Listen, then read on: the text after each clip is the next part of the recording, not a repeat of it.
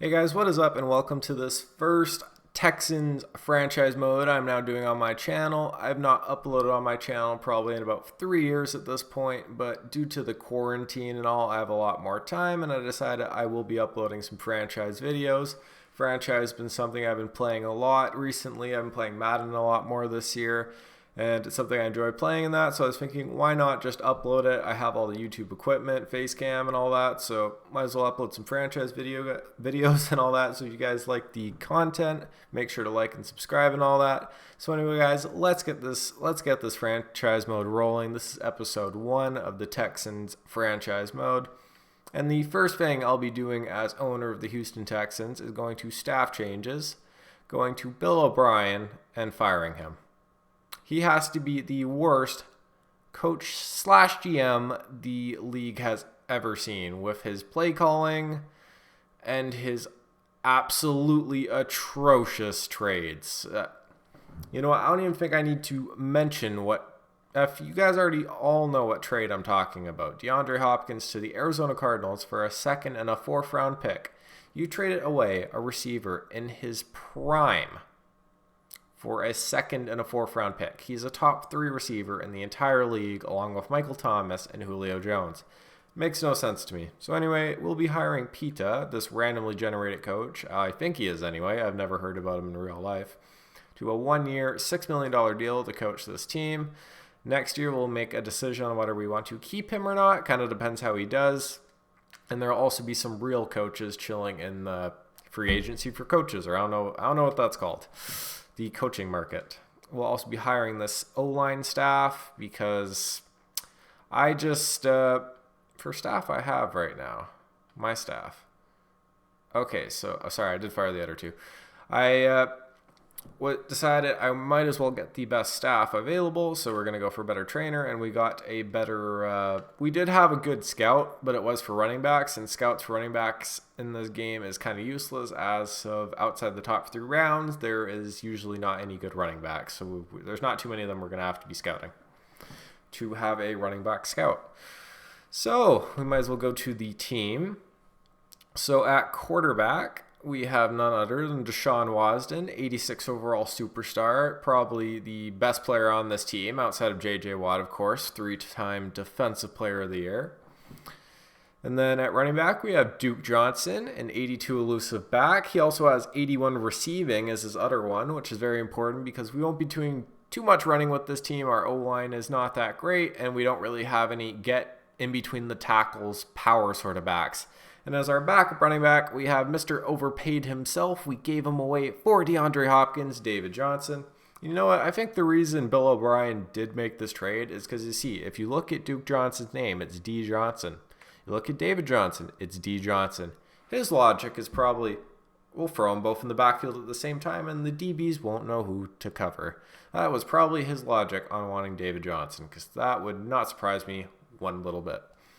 So wide receiver, we have the 85 overall Brandon Cooks. He is a burner in real life, extremely fast, a good route runner, all that sort of stuff. He has 95 speed, 92 acceleration. Those are really good stats.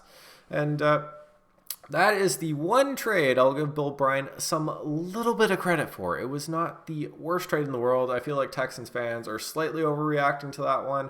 I think he is actually a fantastic receiver, gone 1,000 yards basically every year except last year. Last year was definitely a down year for him, but he was battling some concussion injuries. So hopefully if he does come back from that in real life, he doesn't have the concussion problems going forward, that will actually be a very good trade, considering the Patriots and the Rams each gave up a first for this guy years prior. At wide receiver number 2, we have Will Fuller. He's an absolute burner and one of Deshaun Watson's favorite targets when he's actually on the field. That's kind of the big problem for him. So hopefully in this franchise mode, he'll actually stay healthy. And then, because then again, I do bump the injuries down to about 10. So there are some injuries, but not too many injuries. And as our wide receiver 3, we have Kenny Stills, solid wide receiver we got in the trade from Miami, wrapped in the package with Laramie Tunzel. We added a second-round pick to that trade to acquire him, when in reality, Miami just wanted to give him away. So you know what? That's Bill O'Brien for you. We gave up 2 first-round picks and a second-round pick for Laramie Tunzel and Kenny Stills. Now, Laramie Tunzel, our left tackle, right up here, one of the best young left tackles in the entire league, 86 overall pass protector, and he has basically saved Deshaun Wasden this past season from having to head to the hospital multiple times for our O-line being absolutely atrocious. So at left guard, we have Sharping. He's a 70 overall left guard. We will definitely not be keeping this man. He's only 70 overall, and he's 25 years old. That is not good enough to be a starting alignment in this league, in my opinion, on a good team anyway. Our center is Zach Martin. He is a 71, 26-year-old center who is extremely overpaid. He is set to make about $7 million this year, and by the end of his contract, will be making $9 million. So for a 71 overall, who at best might get to a 73, he's definitely someone we're going to look to trade off to a team that desperately needs a center in the offseason. We probably will not be able to trade him right now, as we also don't have any replacement for him as well. So at right guard, we have Zach Fulton. He is a 74 overall pass protecting center, solid player, probably will be on the team for 2 to 3 years potentially, unless we somehow get lucky, have some good luck in the draft some absolute studs. And then at right tackle, our first round pick this past year, 23rd overall was Titus Howard. He is only rated a 71 overall, but I do believe that is partially because he did get injured partway through the season, but he was absolutely balling before that. Absolutely great young lineman. We're hoping he's going to grow a lot, reach 80 overall, be a really solid lineman for us. At tight end, we have Darren Fells as our main tight end. He is 35 years old. We're most likely looking to move on from him soon. I'll probably be trading him this start of the season for some draft compensation, see what we can get, so we could potentially upgrade that position in the draft, because behind him we have Jordan Atkins and Thomas. They're both solid tight ends, but we definitely need better than a 72 overall tight end, considering how much Deshaun Wasden loves to throw to his tight ends. So on the defense, give me 1 second. I'm actually going to change the schemes. No, not that. I'm actually going to change the schemes before I do anything else. I'm probably going to go run and shoot for the offense, because we're going to be a pretty pass heavy offense, and we have a good receiving back in David Johnson and Duke Johnson, and then slot receivers doesn't really matter too much. Tight end, vertical, yep. And then we want those pass protecting outline to protect Deshaun Wasden, because you know what, we're going to be getting a lot of rushing yards from Deshaun Wasden himself, and we're going to be lining up with a base 3-4 defense. Honestly, one of the most solid defenses in the game, in my opinion, because J.J. Watt allows him to be in his scheme fit at power rusher. You got 2 run stoppers to go along with it. Then you got those 2 outside linebackers who can also rush as well. So it generates a lot of pressure on opposing quarterbacks. And you know what? It's when the other quarterback doesn't have too much time to throw the ball, it's going to cause a lot of problems for them. So for the offense, I'm going to be using the Atlanta Falcons playbook. They are a very pass-heavy offense in this game. It's a very good pass playbook. It makes the sim engine throw the ball a lot more than run, which is kind of what we're definitely going to need. We can't have the sim engine making us just run the ball all game, because we do not have the running backs or O-line to do that. We're definitely going to need the ball in Deshaun Wasden's hands as much as humanly possible. So for our defense, we're going to be going with the New York Giants defense, Pat Shurmur. He is not the best coach in real life, but I do like his playbook a lot in the game. So next, we're going to be on to discuss the defense here. So at left end, we have none other than J.J. Watt, 3-time Defensive Player of the Year, and without his injuries, potentially could have been one of the greatest defensive players of all time. He probably is already, but who knows what he could have accomplished if he didn't have all these back injuries in recent years. And at defensive tackle, we have Jerrigan. We just acquired him from the Eagles in real life. He was the Eagles' second best defensive tackle, but behind Fletcher Cox. But I believe they actually upgraded defensive tackle in the offseason. I forgot who they got exactly. And then next up, we got our man, Charles Anumia. That was completely wrong in pronouncing his name. I'm sorry. I do not know how to say his name. Someone in the comments, please tell me how to say his name. I got no clue. At corner, our number 1 corner is Bradley Roby. In real life, we just recently signed him to a 3-year extension, so he definitely will be with the team for at least 3-4 more years in this career mode. Solid corner. We also have Conley, also a really good man-to-man corner. Hardgraves, I'm not sure if he's with the team in real life or not. I heard we cut him. Then I was also looking on the roster update site and said we signed him back, or maybe that was We signed him, then we ended up cutting him. So I'm not really sure. He only is a 73 overall corner, though. So in real life, the Texans could sign him back off free agency if they wanted to.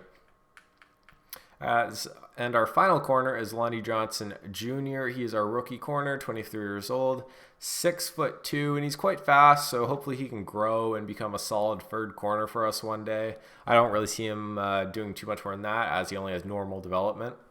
At free safety, we have our best player in the entire secondary, Justin Reed. He is our 22-year-old free safety, 84 overall, 92 speed zone guy. He's quite the corner. He's a really good corner, free safety. And you know what? That is a very good thing because our strong safeties, Gibson and Ade, we are definitely going to want to move on from. They're both 29 years old, and Ade has 84 speed. Gibson only has 85 speed. They're going to get absolutely burned. We're going to be looking to move on from them as soon as possible. Brian Scarlett, solid left outside linebacker. Not too much to go over. Probably be here for a few seasons. We have a solid middle linebacker core of Cunningham and McKinney. McKinney, 82 overall. He's a 26-year-old. And Cunningham, I believe he is 23 years old, so he's quite young. Probably be with the team for quite a few years. Then at right outside linebacker, we have Whitney Merciless.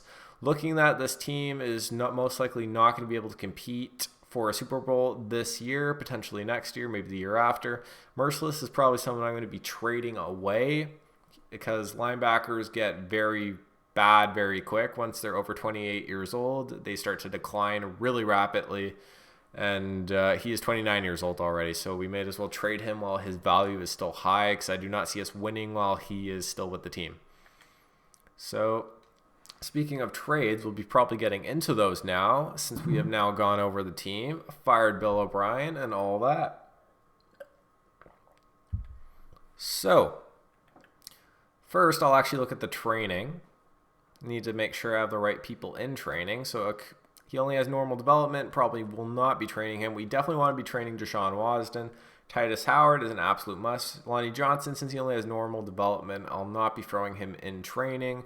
Instead, I think I will throw Justin Reed in training for now, unless we potentially trade for someone who also might need that training. So, what this Texans team needs the most, I believe, is we're going to need an O-line. Deshaun Watson's definitely going to need some help, and the weakest part of our O-line is left guard, so I'm thinking we could go after the Bears' James Daniels. He is a 21-year-old, 78 left guard, absolute stud, star development. So that means he will be quite costly, but that's why I was thinking we could be giving up Merciless for James Daniels. He's quite a bit older, though, so I feel we definitely would have to throw in a pick or two here.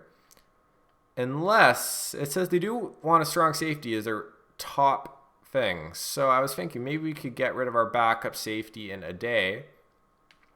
And because we have both of them in the deal, we could probably actually grab some picks off the Bears instead. So I feel they'd potentially, wow, they do not have any picks. They have 2 second-round picks, a 5th and a 6th. You know what? We'd probably grab a 5th and a 6th off them. The trade would probably go through. It does. We have James Daniel. We also picked up a 5th and a 6th round pick. We did give away Whitney Merciless, though, but we do have a solid backup in Okafor, right outside linebacker. He's a very good speed guy, 71 overall. He usually grows to be quite a good player, and hopefully he's only 24, so after the season he could get star development potentially. But we definitely did just pick up James Daniels to help out Deshaun Wasden. He is 77 pass protector. That's definitely we're going to be upgrading on him, but he's a solid guy in the run too, 78 agile and 76 power. So looking at the team, we're probably also going to want to get rid of Darren Fells. He is 35 years old, going to fall off an absolute cliff, and we're probably going to be trading him away anyway. So I'm going to see what I could get off a team who would potentially want him. Teams that I know who usually want tight ends happen to be the Patriots, Jags, Steelers, along those ways. But I'm probably going to see what the Patriots will give me. They have the worst projected picks in the game because they're one of the best teams in the league, though they potentially might not be in this simulation actually because of not having a quarterback. They don't have Tom Brady anymore, and they only have Jarrett Stidham and like Brian Hoyer or something like that. I'm not sure if I actually moved Hoyer to them yet, but I'm thinking we could potentially get a late third round pick for Darren Fells. They'd want that because they definitely are a more win now sort of team. They still do have Bill Belichick as their coach, so that means no matter who they have at quarterback, they'll still be a solid team. Maybe not in simulation though, but in real life, they're still going to be a solid team. All these people saying tank for Trevor Lawrence, like, you really think Bill Belichick, after losing Tom Brady, is going to want to do bad? Like, he's going to want to coach his team, and hey, I'm the reason the team is doing good, not Tom Brady. You know what? But in the next 2-3 years, we actually will find out about that one. So we traded away Darren Fells for a third round pick. So we now have a first round pick, a second round pick, and 2 third round picks, which is quite nice. And I'm kind of looking at the team, looking for anything else we could potentially give away, because we definitely want to get this team younger. We're probably not going to win for about 2 to 3 years before we're really in Super Bowl contention. And J.J. Watt, he is 30 years old, but he's X Factor, so he's going to go down quite slowly. I don't see him going below 90 before he retires, so you know what? He's going to retire a Texan. So I'm thinking we could get rid of Gibson. We do have a solid backup who we just signed in real life, and Watkins. He just signed to a 2-3 year deal in real life with us in real life. Wow, that was some sort of English. Anyway, we'll probably be trading away Gibson. We'll see what team potentially wants Gibson. So maybe I'm thinking since it is a very deep draft this year, there's because I will download the draft class for the first year. I use Bengals draft class, even though a few of I find the potentials are a little overblown. It still is a solid draft class, and I think it's a little more fun for you guys to watch when it is the real players for the first year anyway. So I'm thinking we can trade away Gibson. We just need to find a team that would want him and that we could potentially grab a first round pick out of, maybe him and a bit of draft compensation to move up to a first round pick. A team that's definitely in win now mode, who doesn't value their picks very highly. So, you know what? The Eagles, now they're a team who is quite good. They have Fletcher Cox. They definitely do have a pretty win now team. In real life, I think they would have done a lot better if Carson Wentz's entire receiving core did not get injured. And also, they just recently picked up Darius Slay. So I think the Eagles are pretty in all win now mode. So potentially they would give me their first round pick just for Gibson, because it's definitely going to be a really late first round pick. But a first round pick is a first round pick. They did accept that 1-for-1. That is perfect. So that means Watkins can be our starting strong safety for the year. So let's go take a look at the team, see if there's anything else we could potentially improve upon, or maybe not. Maybe the team is fine after those acquisitions there. So at O-line, Nick Martin, we're probably not... I wish we had Zach Martin. Nick Martin, we are probably not going to be able to move on for him at the moment. We definitely still need a center, and we don't have any backups to replace him, so I'll probably definitely not be trading him away. At receiver, we will see. We do have a plethora of receivers who I'll potentially probably trade one away. I'm thinking either Stills or Cobb might get traded around the trade deadline potentially, around week 8. We'll just kind of see how we're doing at that point.